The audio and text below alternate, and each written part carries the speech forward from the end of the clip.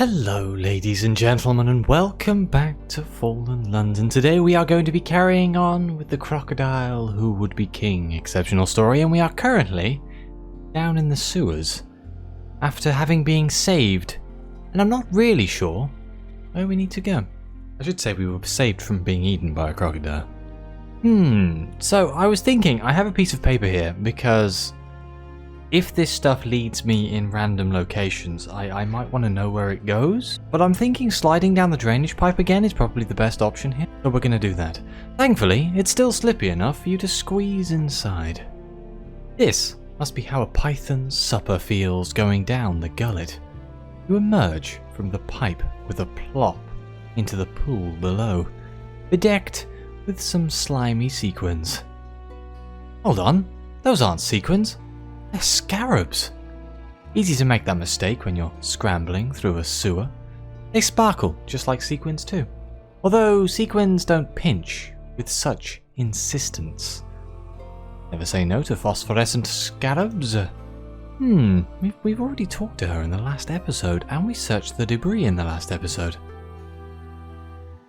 Yes, we've already done all of this.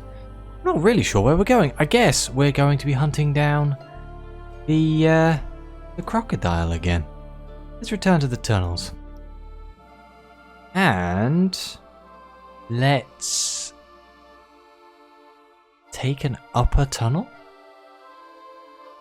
Most of these acts haven't performed in years. You recognise one bill for an early Searle production, before Gillibrand and Searle had become Gillibrand and Searle. Others might predate the fall, but who would see them posted in a sewer? Perhaps not all of these passages were always underground. You're probably going the right way. Well, that's a good start. Oh, and here we are back again at the hop across the canal. If I write down hop across the canal, where does this take us? You're not getting turned around, are you? That doesn't fill me with much confidence. Yeah, it's good exercise. The scenery could be better. Last time we accepted directions from an LB, but let's do an arrow here. I'm going to put 2 arrows, and I'm going to see where each one of them goes. So if I just put L.B, we'll work out where that goes. But let's go through the cellar. Can't believe I'm doing this. It seems connected to another area in the sewer. There's no way back to the street from this cellar. Any passage above has collapsed, but there is a door to another tunnel, which seems slightly less damp. You've walked a significant distance from the grate where you originally entered this sewer system. Oh no, does the cellar now have 2 options? Starting to think I might have needed more space to do this in my book. Okay, so we can interpret some graffiti. There's a map. Could you follow its directions? We can drop down a shaft. Let's start at the top and work with that. So let's interpret some graffiti. Hopefully it is a map. You can't decipher every symbol. This is a message left by one smuggler for another, encrypted with personal meanings outside traditional language systems. But if you can't tell what was being smuggled, you can guess where. Your interpretation guides your route forwards. Oh, now this goes into 3. Oh no. Oh no. Maybe one of these will be a dead end. Well, let's start with exploring the service tunnels, because this has a thing next to it. You seem to be somewhere underneath Jekyll Gardens. Do we need this yet? No, we haven't found the crocodile yet. So the tunnel goes to Jekyll Gardens. Well, I guess we'll search the smuggler's cache. There's another passage behind all these barrels. The barrels are labelled with innocent words like anchovies and horseradish, which, to a discerning eye, mark them out as anything but innocent. But they're all empty. Perhaps they're waiting to be filled, or perhaps they've already been unloaded. In any case, they're stacked along a passageway that circles back to where you were before. Ooh, okay, so that goes backwards. Alright, so if we follow the graffiti again, and then we navigate to an excavation site. Someone was digging an alternate route at one point. Despite its unfinished state, this tunnel looks professionally excavated. Was it intended to expand the sewer? Abandoned tools lie rusting on the ground. Eventually, the tunnel joins a natural cavern system. You wander between labyrinthine stalagmites. Okay. So the excavation site... I'm going to assume wandering aimlessly will take me back. So let's thread through the stalagmites. They've grown over ages from steadily dripping water. After enough wandering, you find your way back to an artificial tunnel. There's still water dripping from above, but it flows into channels that feed into deep reservoirs. That is when it's not dripping on your head, which happens constantly. Oh my god, so this has put me all the way back to hop across, like just after hop across. What happens if I wander aimlessly? Hang on, so we cut through the cellar. We interpreted some graffiti. That put us to the excavation site, which should allow us to wander aimlessly. How deep are you underground? Are you walking east or west? The longer you wander, the less sense you have about your location. At last, however, you leave the natural caverns and stumble into a chamber filled with plumbing equipment. Something large has been through here. God damn it! Now we're all the way back. Oh, man. Right, so this was taking a tunnel up, didn't we, to get to the hop across? So what happens if we go... And that's just... I'm just going to put a reset here. These notes are not the best. So we know that's a dead end. The only thing that's of great relevance on that path is that we can get to Jekyll Gardens from it. So if we follow... Do the same thing again. Take the upper tunnel. We're going to hop across the canal. We're going to accept the directions from the LB. Right, so this leads us to a chasm. Let's inspect the chasm. I think the chasm takes us up to... It's just the entrance into the sewer system. The chasm is the crocodile's entrance. Okay, so let's trace the channel to its source. Oh. This puts us down to the stalagmites. Oh, do you know what? I'm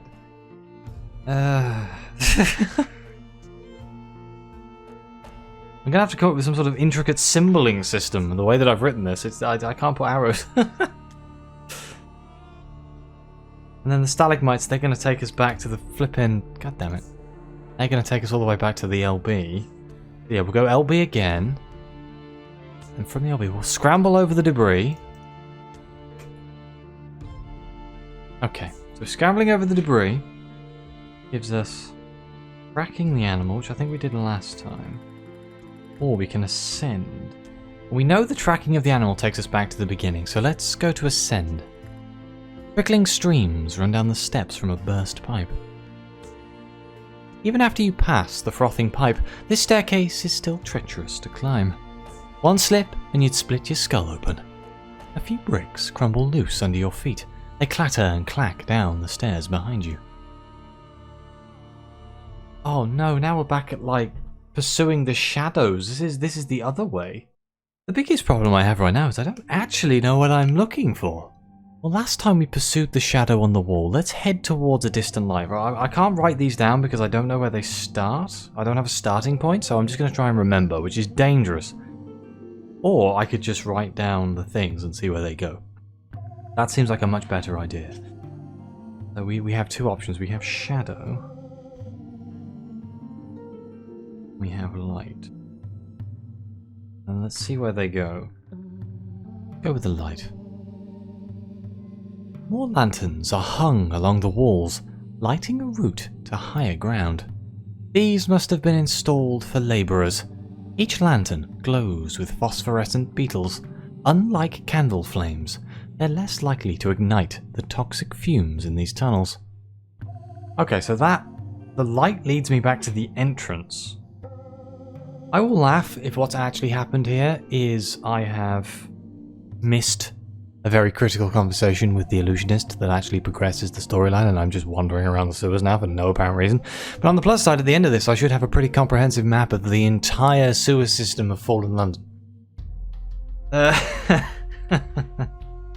Okay, so now we're back at the blooming entrance. And obviously crawling will make us leave, so we're not going to do that one. So this leaves us the option of climbing down a ladder, climb down, or we can follow a newspaper trail. Now I know we did these in the last episode, but I've forgotten a lot of them. Paper. Okay, let's climb down the ladder. Climb down. So this leads us to wade.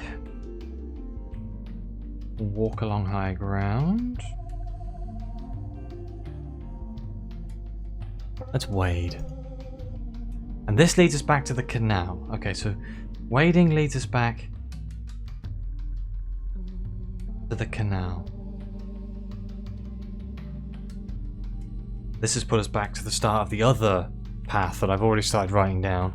Except for the fact that I haven't actually done the littered tunnel option. Damn it. Okay. Let's do the littered tunnel option. Cards aren't the only thing someone's dropped in this tunnel. Yeah, okay, so then this leads us to... This is going to be an absolute nightmare to edit, by the way. Putting that out there. A lot of this is me just writing stuff down. Okay, so last time we chased after the urchin, and that led us to somewhere else. But let's sneak into the echoing corridor. This leads us to the mahogany hall. So let's pass through the utility room. Pipes crattle and hiss along the walls. This hissing is getting louder. Does anyone actually maintain these pipes? They're dribbling something noxious, but you're careful to step around. Inevitably, you step right into something else instead, but at least you're making progress, aren't you? Who designed this sewer? That is what I'm thinking right now. Oh, and this has sent us back to the stairs. From here we could ascend again, which would let us get back to where we were. Or we could track the animal. Let's track the animal. It's large, but is it large enough to be a crocodile? Deeper and deeper you track its wake down subterranean canals. I've read that before. And this has led us here. I must be missing something. I think I've spent like 20 minutes just walking around in bloody circles. This is crazy. I suppose I haven't circled around a cesspit. Let's circle around a cesspit. Let's see what that does. Keep your back to the wall. Step carefully around the rim. The fall itself would be no worse than tumbling from a bed, but the things you would land in. They'd need to fund an entirely new department at the university to identify everything stewing in this pit. And okay, so this has taken us to the LB and the sewer. Well, that doesn't help me either. What am I missing here? Where's the crocodile gone? Where has the crocodile gone? What am I not seeing? I guess I haven't chased the flipping... Okay, well let's take directions from an LB. That's going to send us to the chasm, trace the source to its source. The source should take us back... I can't read my own... Oh, that takes us to the stalactites. The scrambling over the debris takes us back to... here. Which... I'm going around in circles, aren't I? Yeah, which is taking us here. Right, I'm going to slide down the pipe again. And I'm going to make sure I haven't missed anything. Let's speak with the sequent illusionist again. Discuss the crocodile. One shouldn't expect mild manners from a crocodile, says the illusionist. But this crocodile is mild-mannered. Behind the teeth and the claws and the intermittent, unintended, although unmistakably powerful bite. It's an old animal. It has been caged even longer than we've been alive. Would you, my inquisitive friend, behave with perfect etiquette after a lifetime in chains? More to the point, would you demand such behavior from others? The sequined illusionist frowns. Perhaps you would. We're in London. Comportment over compassion. I've worked in the theatre long enough. However, to appreciate that comportment is just another illusion. I just had to talk to the sequined illusionist. That's it. That's all I had to do. I didn't have to write all this down. On the plus side, I would be a smart man and just cut that out and pretend I'm not an idiot. But I think it might come in handy. So I'll leave it in for people trying to find where they want to go. God damn it. Okay, let's discuss the sequined illusionist's intent. What ability does a magician's assistant have to aid an escaped crocodile? I know how to perform a trick, says the sequined illusionist, juggling more bottles overhead. Of course, I won't say how it's done. I may be an assistant, but I'm a magician too. We have a code. However, with the right mirror, something flashes in the glass bottles. The illusionist catches one incorrectly, curses and drops the rest onto the ground. They splinter into glittering pieces. I thought there was something inside. Never mind, says the illusionist, sucking a bloody finger. Everyone makes mistakes, but I can't afford more. Perhaps just this one. I'll bend the code. Whatever you know about mirrors, humour me for a moment, says the sequined illusionist. All glass is made from sand, shifts like sand. Even those who have mastered the glass cannot tell which shape the dunes might take. I can shift our crocodile's shape. That's why it brought me here. But the trick really should be performed with a backup stagehand. This is the part where I ask for assistance from the audience. So we have a couple of options. We can volunteer in order to help the crocodile. Why not toss aside your assignment from Mr. Inch to perform an arcane ritual instead? Or we can volunteer in order to hunt the crocodile. You needn't reveal your true motive. During the trick, you'll have the beast cornered. I am so down for having an arcane ritual and helping the crocodile, so that is exactly what I'm going to do. Mr. Inch has a flair for the dramatics himself. He'll more than likely understand why you couldn't resist staging an elaborate theatrical production during the hunt, complete with a mirror currently kept in Monsieur Pleat's own dressing room. Its manufacture is unique, says the sequined illusionist, and will want a box. Monsieur Pleat doesn't have one big enough. Otherwise, I'd tell you to steal his. Did I say steal? I meant borrow. Which would have still meant steal, you understand. You'll also need honey.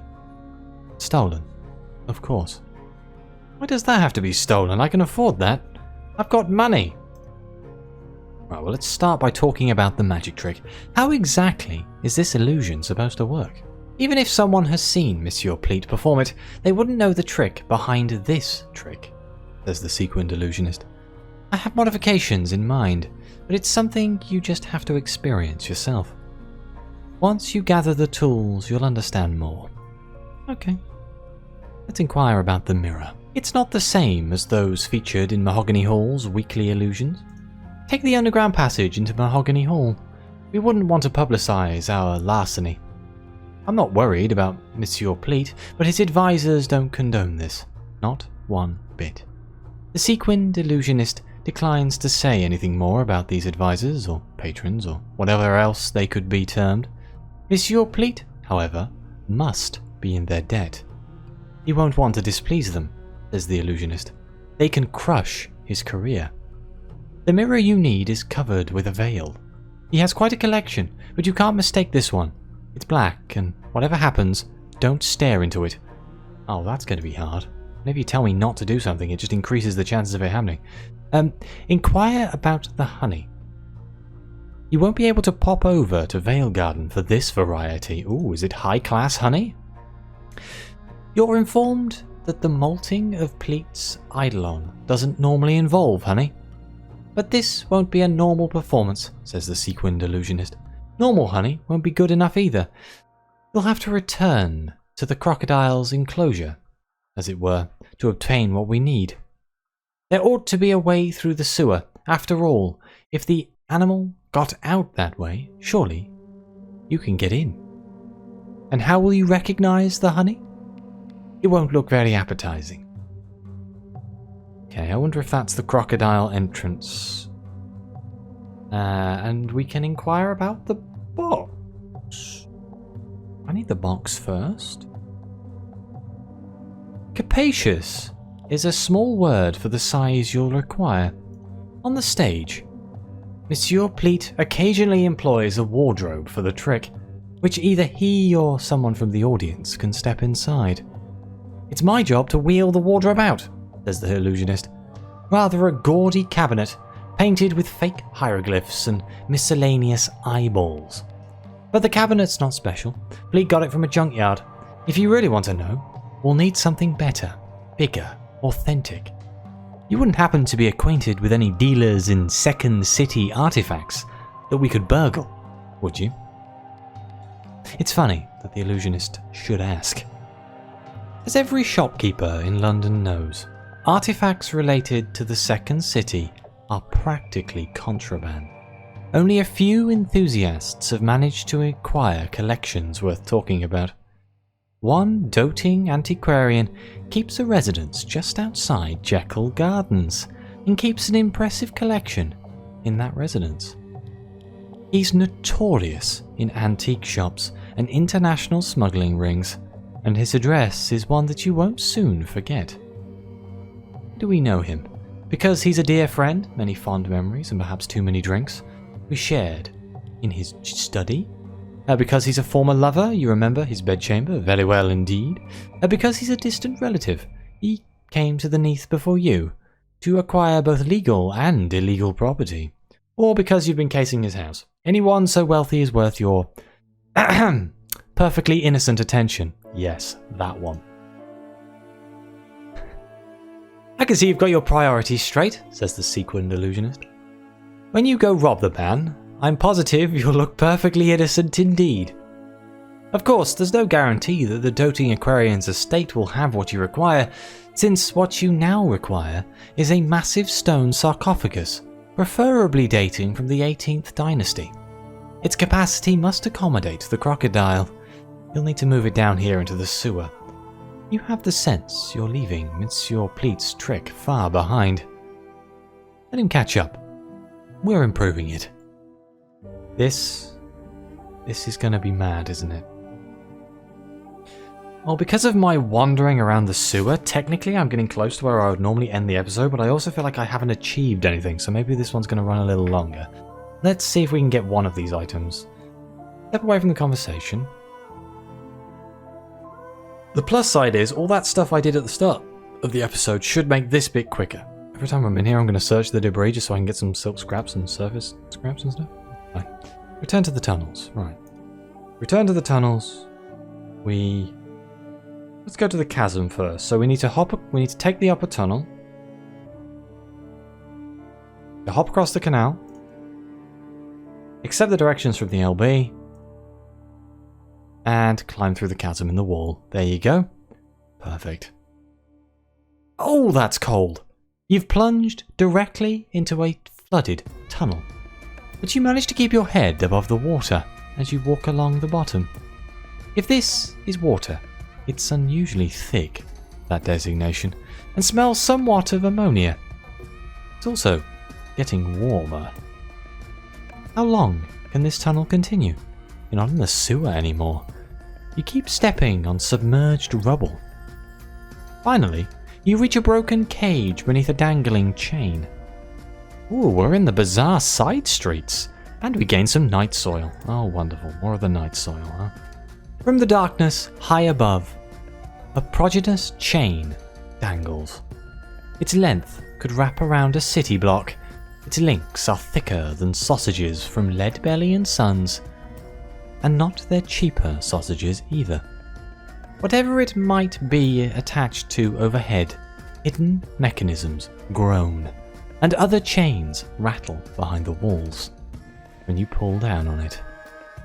What shall we do here? Let's search the broken cage. At one point, this cage was attached to the chain. To say that a struggle happened here would only hint at the cage's appearance. Its bars are mangled, its door has been torn asunder. Although it's now flooded with phosphorescent algae, nourishing. There are still odd bones in the bottom. This must have been a lift, but a lift designed to sink into a reservoir? Interesting. Let's ascend the chain. As you ascend, the chain initially sinks from your added burden, but you have enough purchase to keep climbing. Rust flakes from the links. The chain wobbles, and you can hear something else clanking and banging in an adjacent shaft. You are, indeed, ascending a vertical shaft, which extends through multiple levels. Now we have two options. We can either, well, three options technically, but one of them's go back down again. We can ascend further. We can fumble in the dark. Why does it feel as though you're being watched? Let's fumble. Your fingers brush metal bars. Something approaches the bars, squats behind them to stare, but you can't see it, except for its luminous eyes, and it doesn't make a sound. Other things, however, are making sounds. They shuffle forward, reaching through their own cages. A hand grips your shoulder, hairy and much larger than a human hand. You slip away before it can tighten its grip. Ascend? Get me out of here. You climb into a higher, drier, dustier environment. Cobwebs hang thick in the gloom, but even they are caked with dust. The spiders themselves have packed their bags ages ago. You sneeze, and your sneeze echoes. Can we fumble here? With a little light, it would probably be easier to avoid stubbing your toe on random furniture. Did you just bump into a bookshelf? Something hits your head, followed by something else, and then there's an avalanche as journals clobber you. Ow! Oh well, journey of infamy, I suppose. Let's ascend the chain again. Eventually, the chain disappears into a narrow aperture, but there's also a ledge here on which you can stand, and a convenient lever to depress. A hidden doorway slides open, and you step into Nassau's Zoologicals. That's the shop. Behind the counter, a bewildered shopkeeper stops what he's doing. An impertinent guinea pig squeaks, since what she stopped doing was brushing its fur. When she doesn't resume promptly enough, it nips her finger. Ouch! She yelps. Wait, we can brush the guinea pig? I kinda wanna... Excuse me, I'm gonna brush the guinea pig. We succeeded! Oh my... You seem to know your way around a guinea pig, whispers the bewildered shopkeeper, while the animal sighs and sprawls across the counter, completely content. However, it soon remembers its impertinence and straightens up again. Ahem, it says with a cough. I will tolerate your interruption briefly, but my whiskers still need to be curled and my nails manicured. This is the hour that I reserved for an appointment, and I intend to keep it, so conduct your business, then begone. Okay, I'm talking to a guinea pig. Let's speak with the bewildered shopkeeper. She's still brushing the guinea pig, which deigns to ignore your presence. If I knew a representative was coming, I would have prepared, says the bewildered shopkeeper, still whispering to avoid irritating the pig. He untangles a knot in its fur, and it grunts, but it pretends not to care, which takes considerable effort on its part. It's been so long. You usually have advanced warning. You're here to check the balance, right? He asks, reaching under the counter to flip a switch. Now you can see better. Carganian light. I know the masters are merciful, but please, he says with a nervous swallow. Don't tell Mr. Mirrors I wasn't ready. Oh. Now that the chambers beneath Nassau's Zoologicals are illuminated, you can descend the chain again to discover different options at different levels. Interesting. Maybe if we descend, we'll find the honey down there. Just talk to it again to make sure. Please tell Mr. Mirrors not to worry, whispers the bewildered shopkeeper. I still feed the subjects on schedule. It's surprising how little they eat. Apparently even less than the others, although I didn't work here during the previous trials. You won't work here much longer if this is what you call service, snaps the impertinent guinea pig. I dare say the Department of Menace Eradication could provide a better haircut. Probably a closer one, grumbles the bewildered shopkeeper. I quite like this guinea pig, not gonna lie. Let's descend the chain. No customer in Nassau Zoologicals would guess that this portrait depicting a hippopotamus conceals a hidden passage. Or is it an overweight line? The anatomy is questionable at best, and the canvas is also spotted with green mould. That's probably all the moisture seeping through from the sewer. Good riddance, snorts the guinea pig when you step behind the painting. You can still hear it complaining to the bewildered shopkeeper until you've slid back down the chain. Right, let's examine the chamber. Newly illuminated, you can see a contraption on the opposite wall.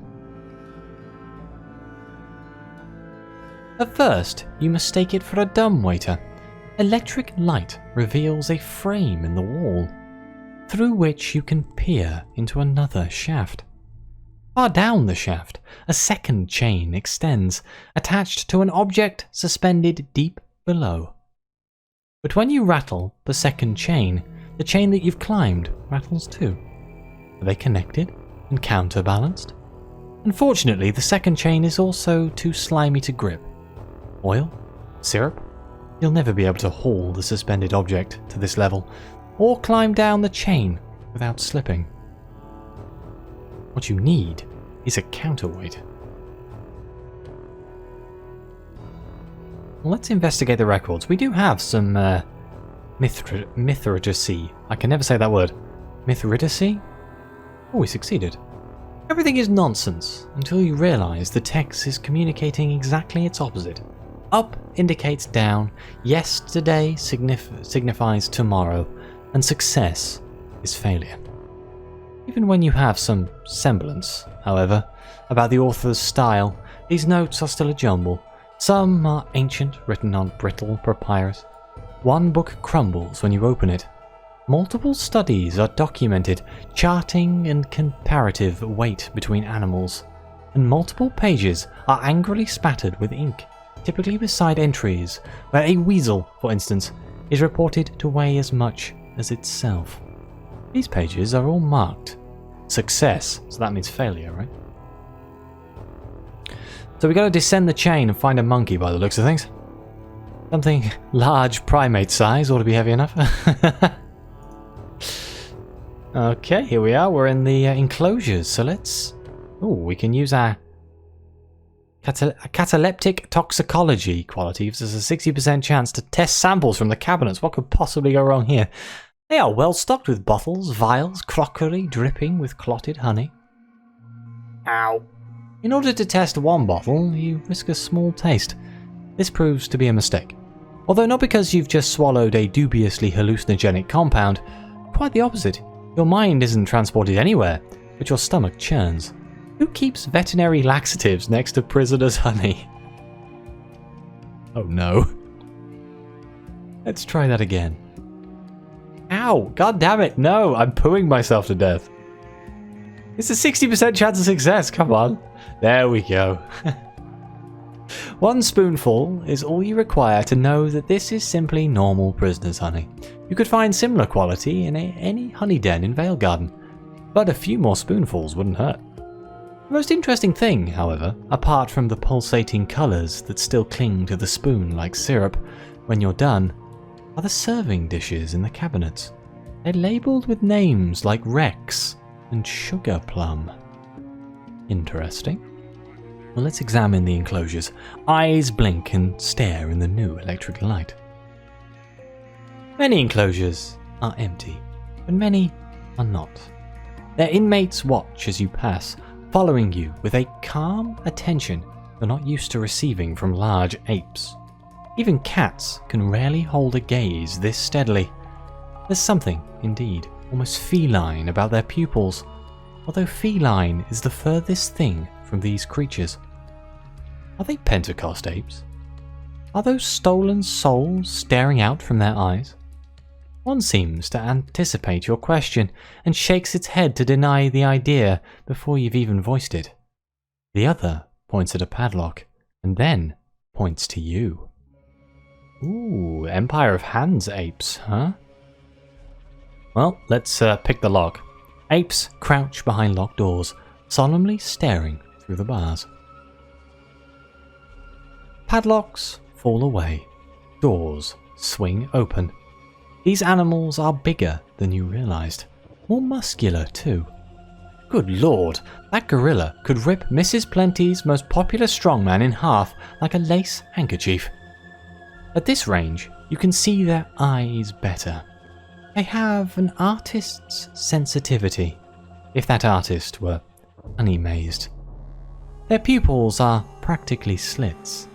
They gesture with signs that you don't recognize, but which they understand amongst themselves. One gazes at you and points to the chain. Another points to the ceiling. Or we can study the liberated apes. Some have dispersed, but others are waiting under an electric bulb. Carganian light is many things. Rare? Yes. Expensive? Oh yes. But the way these apes are gazing at the electric fixture, you'd think they were watching a sunrise for the first time in their lives. Perhaps this bulb is meant to mimic daylight. One ape points towards the ceiling again and then points to the chain, as if to suggest you should climb to a higher level. Okay. Ah, there you go. Attach a counterweight to the chain. Something large primate size ought to be heavy enough. Apes pile onto the first chain. You barely need to direct them. They silently load it with their weight, gripping the links, descending into the shaft as more apes climb onto the same chain overhead. Even as they sink, they stare towards you with unblinking eyes. Across the chamber, the second chain rises. An enormous bowl ascends until it hangs precariously in midair. When you gaze into the bowl, your golden reflection gazes back, encrusted by molted feathers and crushed eggs. Wonderful. Let's acquire the honey. Now that the bowl has ascended, the contraption is locked to this level.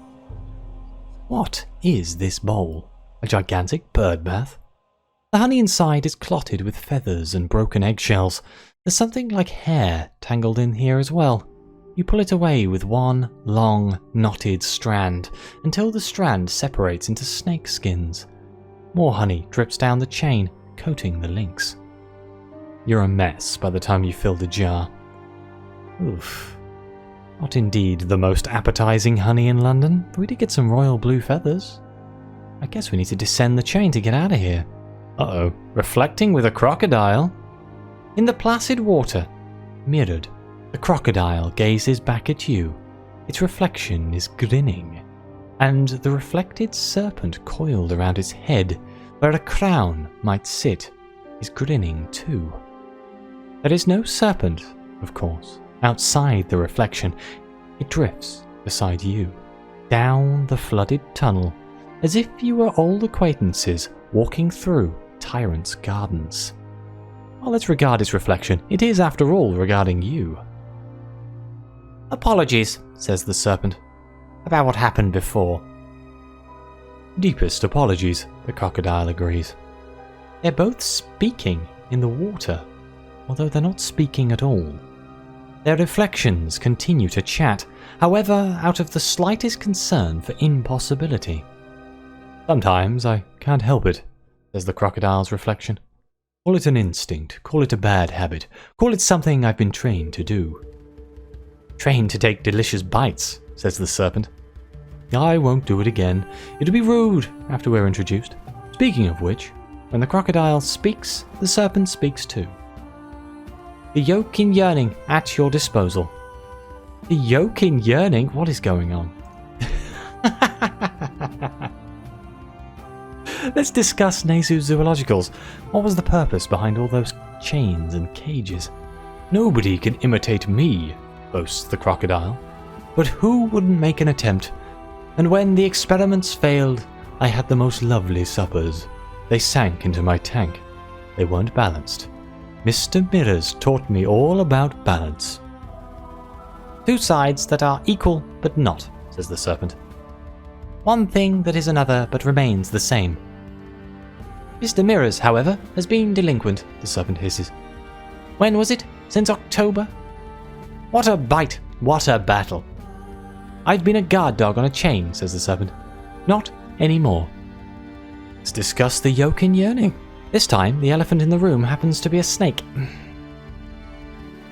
I am a king, the crocodile and the serpent both proclaim, rather grandly, in unison. Behind the glass, other kings rule. I ruled there once, did I not? Did I not? Asks the crocodile. I ruled there once, reaffirms the serpent, until I was hatched. I was hatched, repeats the crocodile, long ago. I dream about dreaming again, they both say. Other kings oppose me. Let them throw their weight against my own. I have allies. Satraps, sovereigns, conclave that will rally to my cause. Mr. Mirrors would not let me rule, but the tide turns. Let's discuss the sequined illusionist. You may be able to learn more about this magician's abduction. My faithful servant, hisses the serpent. Amusingly enough, the other kings made contact first. They might command Monsieur Pleat, but his assistant is less biddable. Monsieur Pleat doesn't appreciate me, says the crocodile, shedding a reflected tear that glistens like an aquamarine jewel. I went to Mahogany Hall, but nobody would give me a ticket. Snobs, says the serpent. I took matters into my own jaws. Ah, well. Let's discuss the molting of Pleat's eidolon. Why does the yoke in yearning want to perform this magic trick? They guard the glass. They keep me out. They will not let me pass, wails the serpent, and the crocodile roars. They're frightened, its reflection bellows. Cowards, hisses the serpent. The trick cannot change anything, they say with the same voice. But I can become what I already am, royalty. From the serpent's head, colours unfold. Reds as splendid as rubies, and blues deeper than even Pelican. It is a cobra's kingly hood. Its rays spread through the sewer like a dawn over desert dunes, extracting twinkles from the dark, prompting the dripping bricks to gleam. Do I have your fealty?